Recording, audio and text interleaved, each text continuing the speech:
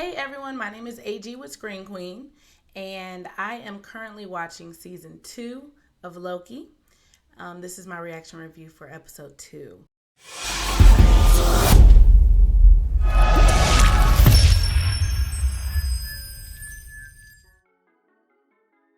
Just to recap episode 1, or kind of like what are we looking forward to going into episode 2, we left off, we don't know where the heck Sylvie is. She done killed He Who Remains, dipped out, and she don't want to deal with the problem. Well, they don't know where Sylvie is. We know, because she done made her way to McDonald's, and for some reason, she think that's the life. Loki is looking for her. The TVA is looking for her. We're hoping that Loki looks for his girlfriend and finds her first. We are trying to figure out what is really going on with the TVA, who's really in control of it, what are we really trying to stop, the danger. What is the danger? We know it's Kang, but like, what is Kang doing and where does he fit in this? So we're just trying to get more information. We've decided, it seems like things are a little bit calm with these this bootleg board panel we have. And they're on board with let's not prune these timelines. The world is not ending yet. So let's go with it and see what happens, Okay, well, just to kind of dig into, I guess, my thoughts and my reaction to what was happening in this episode. First off, X5 will never be called X5 again, okay? He is now officially B-Rad, all right? But Rad. And you know what? I really don't blame him. This whole episode, it's get what's yours. I understand it seems a little bit selfish, but your life was just torn apart. Now we know all these people who work for the TVA, they're all variants. You were stolen from your timeline and put to work. Apparently he has gone rogue. And he was on a mission. He was mama's favorite.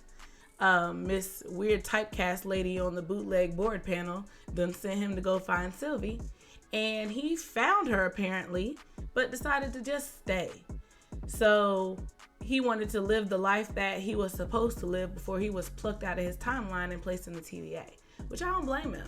He just wanted to be left alone and live his best life, okay, the way it was intended. In the midst of that, so we are starting the episode with Loki and Mobius going to go find X5 so they can figure out what he knows, because they know this man's the best hunter ever. He found something. He knows something. So we're going to find him. We get to see Loki use his powers. We got to see the horns and the shadow play and stuff like that. That was super exciting. A little lackluster. I hope we get to see more. I'm sure we will see more. I will be very disappointed if we don't see more in the episodes to come. But we got a little taste of Loki using his magic and seeing the magic element of the show, which is what we really needed other than this timeline stuff, So we get B-Rad back to the TVA. We're interrogating him. We're taking the nice guy approach and just trying to talk to him and reason with him. And he just want to go back to his timeline. He don't want to say nothing to y'all. He's tired of y'all. He done told Loki, don't try to put the blame game on me because you done killed so many people. You're just trying to make up for everything wrong you've done. Don't put that on me, Ricky Bobby. That's exactly what B-Rad said to him. Then Mobius, he's questioning Mobius, why aren't you more angry about this? We've all found out that we were pretty much taken from the lives we were supposed to have. Why aren't you showing a little bit more? Why aren't you trying to get back to where you're from? Why don't you want to know? And I think that's something that's going to come out later in the episodes to come. I think we're going to either figure out what Mobius has going on where he doesn't want to know, or we're going to find out what his timeline was, and he's going to have to live with what the other side could have been like. But anyway, B-Rad. Yeah, he's spewing out everything. He's got something for everybody. I'm not telling you nothing. Just take me home. So the best thing for them to do at this point is do the good cop, bad cop approach. And Loki really knows how to play bad cop. Gets him to say he knows where Sylvie is. He ends up going to McDonald's to find Sylvie. Of course, the whole band tags along. So it's him, Mobius, and B-Rad. They're there. Sylvie is not happy to see Loki. Loki understands that. He approaches it very cautiously, hey baby, I miss you. I know you don't want to see me right now, but I'm here because I love you. He didn't say any of those things, but I think he should have. I really feel like he needs to say his feelings. But anyway, with that being said, she is not having it. She doesn't want to hear anything. Loki's trying to tell her that something's going down and we know you need to be here. Meanwhile, Mobius and freaking B-Rad are in McDonald's sharing a Big Mac and talking it up. And it just seems really weird, the things that B-Rad is saying. And when I tell you, Mobius, if he was a jet ski salesman, he must have been top tier because he knows how to read people. And he read that. Brought B-Rad's ass outside, and we got to see more powers and magic, y'all, because Sylvie was tired of it. Sylvia is not for the games, okay? She immediately reads this man's mind, sees his vision, and sees that this was all a distraction. Like, the weird typecast lady, his weird mama, is over here pruning branches behind their backs after they said that they were going to leave everything alone because we found out the world is not crashing down because of it. But because she got this message to prune as a warning, which pause, who the hell went back in time or whatever the case may be to give her this warning? That's what I need to know. But now you're pruning branches. So Sylvie's fed up with it because she could kill her timeline and she can't go to work anymore at McDonald's. And that's what she loves to do, apparently. You know, I'm not going to fault her for McDonald's. The way she asked for that first order in the end credit scene of episode 1, I'm just going to leave her alone because I would be perfectly fine with McDonald's if all I've lived in, like Loki said, has been like apocalypses in dangerous places that are about to like pretty much crash and burn. So McDonald's is like the best place you can imagine to be after living a life like that. She just want to go back to McDonald's, y'all. She just want to go back to her shift at 8 a.m. and work till 3 p.m. or whatever the case and get on with her life, okay? And where did she get a truck from? And is she really living life? Like, where is she living? Does she have an apartment? Anyway, I don't think I want to go there. But they get there.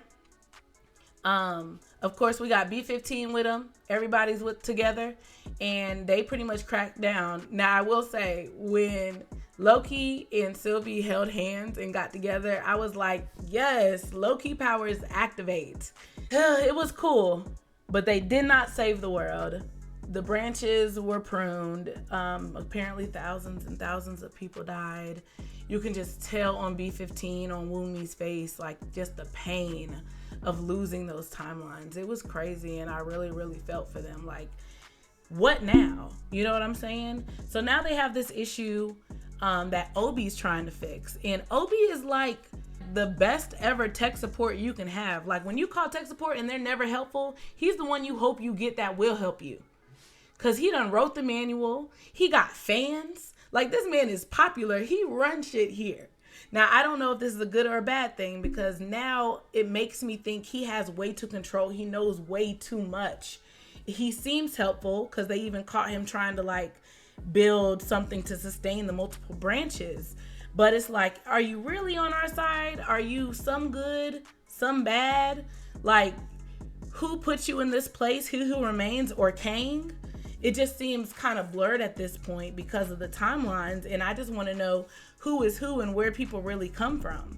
Because OB, like, him and Mobius did not remember that man at all. Like, he did him like you see a lady at church and be like, how you doing and how your family? And they just be like, oh baby, how you? Like, they know you. You don't know me. You don't know me, lady. So I'm wondering who OB really is. Then we find out that in order to solve the issue and like contain the different branches and everything and open it up so that they can, keep them, we find out that they need He Who Remains cranium. Now, I feel like that was already going to be a fail, because that means if you're trying to prevent Kang, who is a version of you, from taking over and conquering these timelines and things like that, why is the only scapegoat that we have and fail safe we have is your skull, which is also his skull? It just didn't make sense to me. I'm bothered by that part. But what they really led to, and I think the point of this is that we need Miss Minutes to override it. So is Miss Minutes on He Who Remains side, or is she on Kang's side? Because we know she's working with Renslayer, and Renslayer is possibly working with Kang because Loki heard that conversation in episode 1.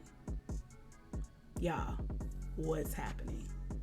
We are now at the end of the episode. We have tried to stop the pruning, couldn't stop the pruning. We really don't know how much damage has been done, but we know that we need to figure out how to stop this from going further, and that He Who Remains is now dead. So we're like waiting for this danger, but don't even really know what the danger is. You know what I'm saying? Like, Loki showed them in episode 1 the potential of what this danger could be, but no one really knows what that looks like. Like, what are we scared of? We just know that it's change. But we know it's bad because it's Kang. And we met Kang and Ant-Man. You know what I'm saying? Like, we know this man is no good. So, going into episode 3, y'all. We need to figure out what's going on with Renslayer. I'm sure we're going to go find Miss Minutes this episode. And Renslayer, because we got a hit on her tempad and she had been dark for a while. I'm wondering, how is Sylvie's timeline still there? Because on the monitor, it showed all of them kind of like going back into the sacred timeline. So doesn't that mean we're all back to normal? There is no extra timelines. And her, like where she went, McDonald's shouldn't be there anymore. But please explain to me if I'm missing something. I haven't really watched and done my research on the episode. This is my immediate reaction. And I always go back and either watch Screen Crush or go looking for anyone else who has like the breakdown videos of the Easter eggs. And that gives me a lot more perspective and everything too. But I am excited to see Miss Minutes because her little country bumpkin self, I just love the accent and the way that she talks a little smart alecky to everyone. So I just feel like the banter is going to be good in that episode. So I'm ready for it. I hope she's a big part of it and continues to be a big part of it. And I want more magic. But I appreciate y'all listening to my reaction review. Definitely check out Loki. Definitely continue to watch my reaction reviews. I'll be posting after every episode. So episode 3 will definitely be coming sooner than later.